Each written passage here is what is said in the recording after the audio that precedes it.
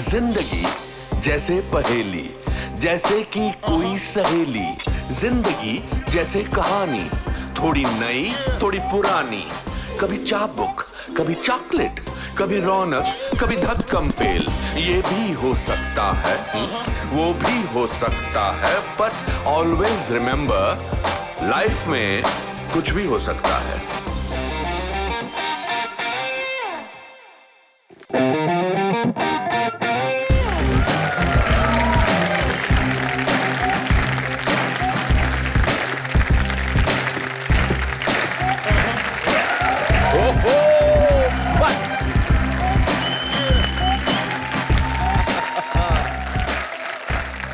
दोस्तों, अगर एक तेल बेचने वाली साधारण कंपनी को अजीम प्रेमजी विश्व प्रसिद्ध आईटी कंपनी बना सकता है तो कुछ भी हो सकता है। अगर एक ट्रैवल एजेंसी का सेल्स एजेंट नरेश गोयल भारत की दूसरी सबसे बड़ी एयरलाइन बना सकता है तो कुछ भी हो सकता है। और अगर रेलवे प्लेटफॉर्म पर चाय बेचने वाला लड़का नरेंद्र मोदी इस देश की सरकार बना सकता है तो कुछ भी हो सकता है। स्वागत है आपका द अनुपम खेर शो, कुछ भी हो सकता है में। दोस्तों, शो के शुरुआत में मैं हमेशा उन लोगों का नाम लेता हूं जिनकी जिंदगी की उपलब्धि हमारे लिए एक प्रेरणा है। पर देखा जाए तो हर उस व्यक्ति की शुरुआती जिंदगी बहुत साधारण रही है। इन्होंने कुछ ऐसे ठोस निर्णय लिए जिनकी वजह से एक कामयाबी की सीढ़ी चढ़ते रहे। ऐसे निर्णय लेने का साहस एक बुलंद रवैये यानी एटीट्यूड से आता है। मेरी जिंदगी का रवैया हमेशा बहुत सादगी भरा रहा है, लेकिन मेरे जीवन में भी एक ऐसा समय आया जब मेरा गुरूर, मेरा अहंकार बन चुका था। 90 के दशक में मैं अपने कैरियर की बुलंदियों को छू रहा था। उस जमाने में जावेद अख्तर साहब का एक जुमला था कि you can not make Hindi film without two things, film रॉस्टॉक एंड अनुपम खेर। मेरा मानना था कि अगर मैं फिल्मों में कामयाब हो सकता हूं तो मैं टीवी पर भी राज कर सकता हूं। उस अहंकारी सोच के चलते मैंने अपने सारे पैसे लगा दिए और वही हुआ जिसका डर था। मैं ऑलमोस्ट बैंकरप्ट हो गया। अपने घर के अलावा मेरे पास एक नया पैसा नहीं था, लेकिन मैं समझ गया कि इस प्रलय का मकसद मेरे अहंकार को मारना था।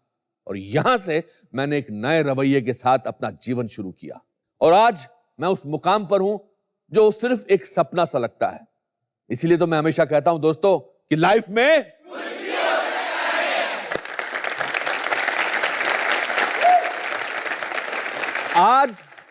आज जो मेरे मित्र यहां आए हैं वो एक मिसाल है मेहनत की, दृढ़ निश्चय की और रवैये की। इनकी जिंदगी में अहंकार की कोई परिभाषा ही नहीं है। इन्होंने हमेशा अपने आप को विवादों से दूर रखा। आम आदमी के असली हीरो, द खिलाड़ी of the Hindi film industry, please welcome superstar Akshay Kumar.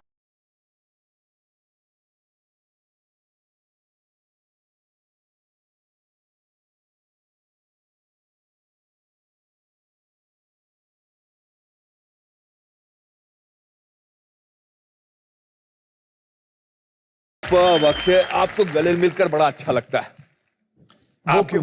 आपको मुझे गले मिलकर अच्छा लगता है?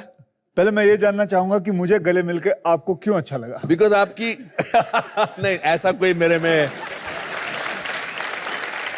आपकी गर्मजोशी जो है ना, और आपका जो एक ऑनेस्ट भाव विभोर है वो दिल को छूता है, इसलिए अच्छा लगता है। और कोई रीजन नहीं है इससे पहले कि नहीं, एक्चुअली मैं कई बार होता है किसी से गले मिलता हूँ या हाथ मिलाता हूँ तो मुझे बड़ी कोफ्त आती है कि आई एम श्योर आप लोगों में भी किसी ना किसी से होगा कि ऐसे मिलते हैं। हेलो जी। ये इतना हाथ देने की क्या जरूरत है? आदमी पूरा देता है, क्यों, है कि नहीं?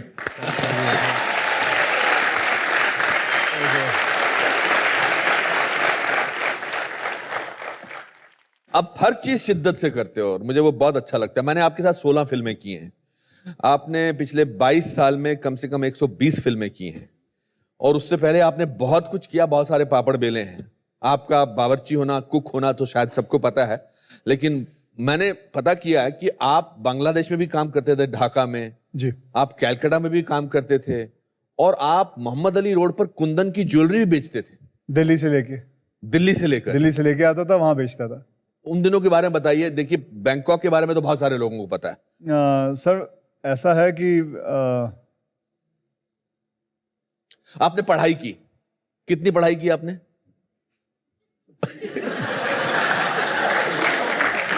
नहीं कोई उसकी फिक्र मत करिए, नहीं, मैं मुझे बहुत बार कोई फेल भी हो फिक्र नहीं चुका है। हूँ। मैं एक गलत एग्जाम्पल नहीं देना चाहता लोगों को कि पढ़ना मेरे हिसाब से बहुत बहुत अच्छी बात है, लेकिन कम से कम इतना पढ़ लेना चाहिए कि इंग्लिश आती है, हिंदी आती है, 2 दूनी 4 आता है, हिस्ट्री के बारे में पता होना चाहिए, दुनिया गोल है ये पता होनी चाहिए, ये सारी चीजें पता होनी चाहिए, इतना पढ़ लेना चाहिए। अच्छा मैं उतना पढ़ लिया था, अच्छा उससे आगे नहीं पढ़ पाया अच्छा क्योंकि मुझे इतना शौक नहीं था पढ़ाई का। अच्छा मैं किताबों को देखता था, मुझे नींद आ जाती थी, अच्छा पता नहीं क्या था। और एक अच्छी बात भी थी कि जब सोना होता तो किताब पढ़ लेता था, अच्छा। एक पन्ना पढ़ते ही नींद आ जाती।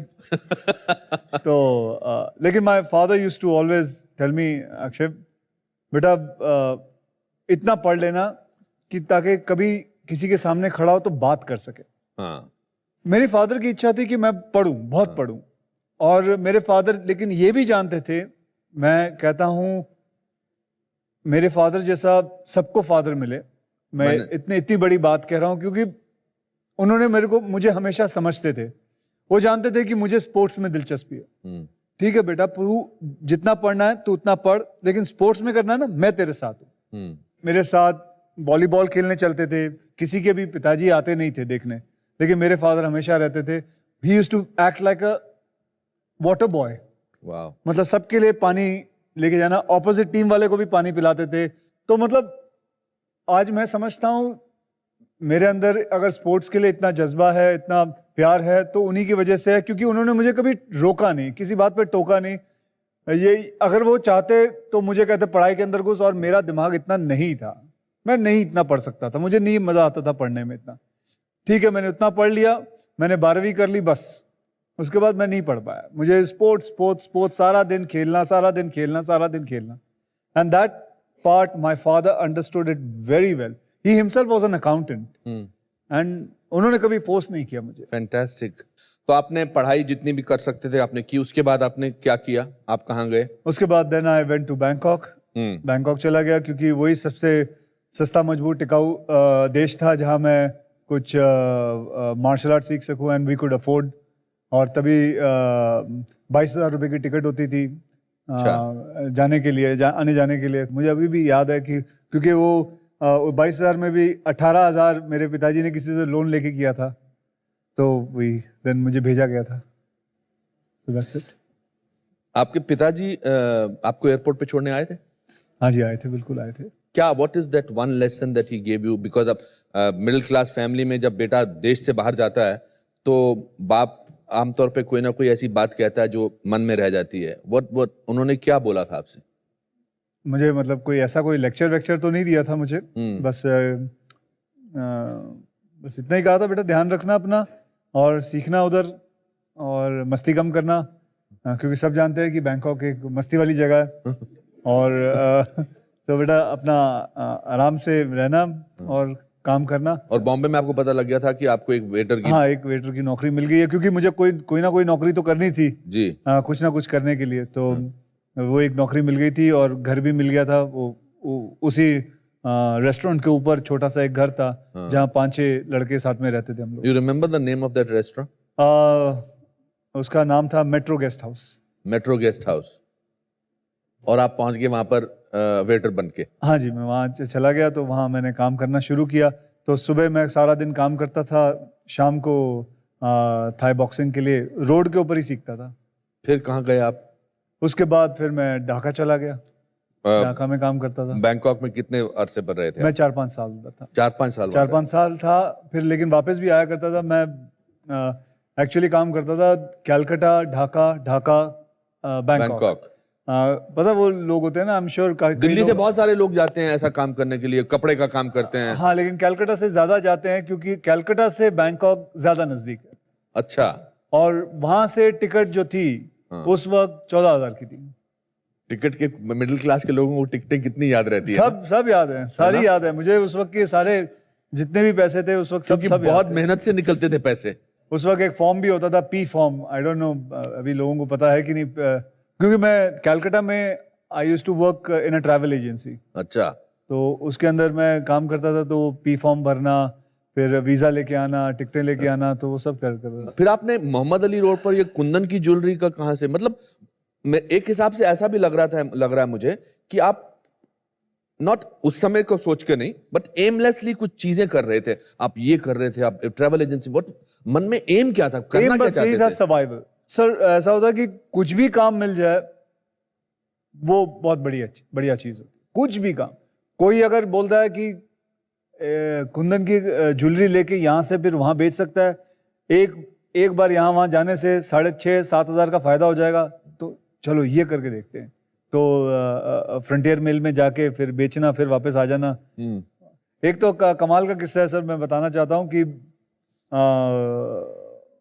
फ्रंटियर मिल से मैं काफी शॉपिंग करके बॉम्बे से निकला हूँ।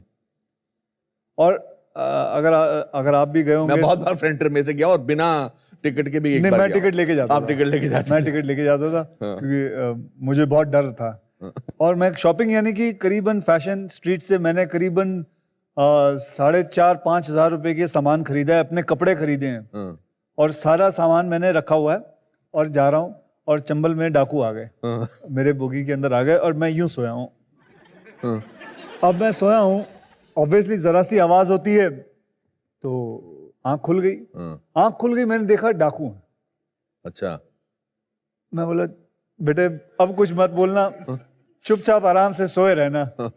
सोए रहे, देख रहा हूँ, अब मैं देख रहा हूँ वो सबका सामान उठा रहे हैं। अच्छा, और आहिस्ते आहिस्ते कमीने मेरे पास आ गए और मेरा सामान भी उठा लिया। और आप और मैं अगर शोर मचाता तो वो गोली मार देते। और आप सोने की एक्टिंग कर रहे हैं? मैं देख रहा हूँ, मैं रोने की एक्टिंग कर रो रहा हूँ, मेरा सामान उठा रहे हैं वो। मेरा सारा सामान उठा के ले गए, सारा बोगी का सारा सामान उठा के ले गए मेरे पास, यहाँ तक कि उन्होंने चप्पल तक नहीं छोड़ी, नीचे से लोगों की चप्पल भी ले गए, सब कुछ ले गए, कुछ भी नहीं बचा। तो मैं जो 4,500 हज़ार का मैंने सामान लिया था, मैं बिना किसी सामान के दिल्ली स्टेशन पे उतरा हूँ, पुरानी दिल्ली स्टेशन पे।